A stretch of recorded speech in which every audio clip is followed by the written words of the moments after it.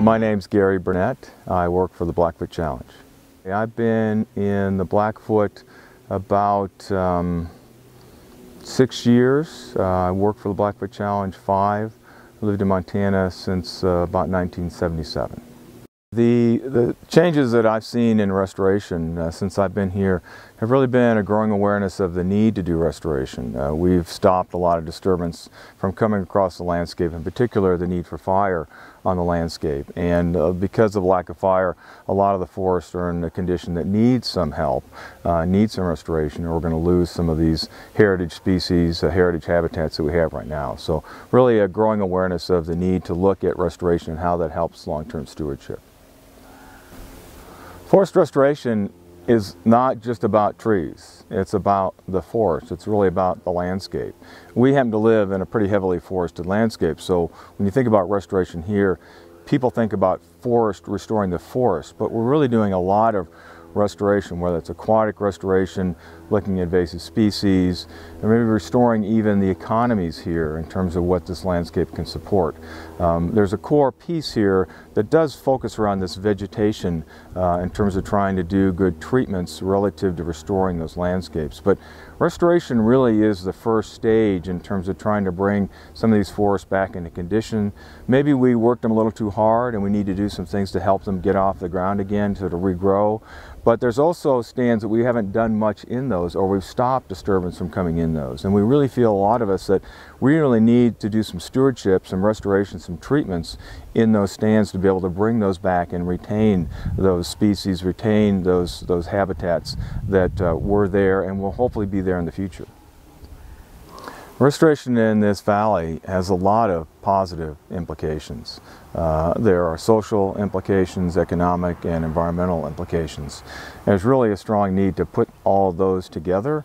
There's a lot of need to bring some consensus in terms of what restoration means to people. That's a complicated situation, it's a complicated equation, and it takes a lot of conversation, and really it takes getting out on the ground and looking at what people really have a desire for in terms of in condition. But there's also an economic element that we really need to understand how these resources help us live as people.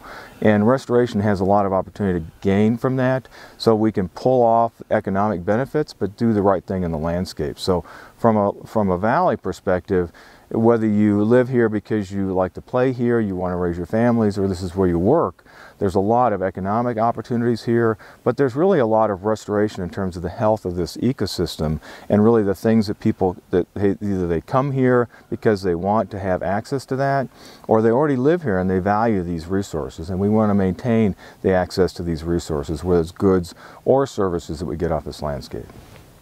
The Southwestern Crown Collaborative is helping to achieve restoration goals initially by bringing a sense of focus and partnership with the Forest Service in terms of looking at this natural resource we have out there on forest system lands. We brought a huge number of collaborative partners into the equation, and so the real opportunity here and what the Southwest Crown is doing, and we're blessed because we were picked to be one of the first 10 projects in the country to have this opportunity, and we have 10 years to get this thing done. We're getting a long ways on that in the first 3 years, but we've got a lot to go in terms of bringing all those values onto the table to make sure they're represented, they're included in the discussions. And so really we're at this sort of turning point, if you will, with this Southwestern Crown in terms of the opportunities. Early on, we were looking at a lot of opportunities that already were in existence and supporting those. Now it's a more complicated process of looking at all those different values and seeing how we can sustain this landscape into the future. It's complicated because a lot of things are changing. Economics are changing, the landscape is changing, climate is changing, and so looking at what we want to have in the future, now is the time to get those values on the table, to bring those partners in, to look at the opportunity we have in front of us and say, how can this group, this collaboration, continue to bring people in? We're not done in terms of getting inclusion. We really need other partners at the table that are looking at what we're doing, are questioning what we're doing. We really want to hear from them. The more we can have that dialogue with them, the more likely we'll be able to continue this in the future, and we'll be able to do good things for the American people. The concept of participation I was talking about is a bit of a tricky subject. It's genuine in terms of really wanting to understand what people's values are. There's a lot of different values out there. We're not going to be able to reach consensus unless we understand what those are.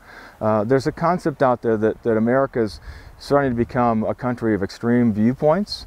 That's not really going to help us get things done. It's not going to help sustain our people, our economies, our structures, our forests. And so the more we can have representation, the more we can find this common ground and be able to move things forward. We really want to try to do the right thing.